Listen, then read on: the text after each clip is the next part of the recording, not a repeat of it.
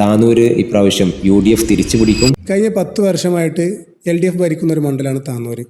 അവിടെ UDF സ്ഥാനാർത്ഥിയായ PK നവാസിന് വിജയസാധ്യതയുണ്ടോ?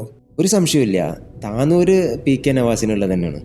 കാരണം CPMൻ്റെ sitting സീറ്റായിരുന്ന Tanur V Abdurahman മത്സരിക്കുന്നില്ല എന്ന് പറഞ്ഞിട്ട് തിരൂരിലേക്ക് മാറുകയും അവിടെ ഒരു സ്ഥാനാർത്ഥിയെ കിട്ടാത്ത ഒരവസ്ഥ CPMനുണ്ടായി. സത്യത്തിൽ UDF പാളയത്തിൽ നിന്ന് ആരെങ്കിലും കൊണ്ടുവന്ന് മത്സരിപ്പിക്കാൻ പരമാവധി ശ്രമം CPM താനൂരിൽ നടത്തി. പക്ഷെ അത് നടക്കാതെ വന്നപ്പോഴാണ് T സമീർ എന്ന് പറയുന്ന പ്രവാസി വ്യവസായിയെ കൊണ്ടുവന്നിട്ട് താനൂരിൽ മത്സരിക്കാൻ കൊണ്ടുവന്നത്. പക്ഷേ അവിടെ എന്ത് സംഭവിച്ചു? താനൂരിൽ PK നവാസ് എന്ന് പറയുന്ന MSFൻ്റെ കരുത്തനായ ഒരു പോരാളിക്ക് ഒരു ശക്തനായ ഒരു എതിർ സ്ഥാനാർത്ഥി ഇല്ലാത്തൊരവസ്ഥ താനൂരിൽ വന്നു. അതുകൊണ്ട് തന്നെ നമുക്ക് ഉറപ്പിച്ച് പറയാൻ കഴിയും, താനൂര് ഇപ്രാവശ്യം UDF തിരിച്ചു പിടിക്കും.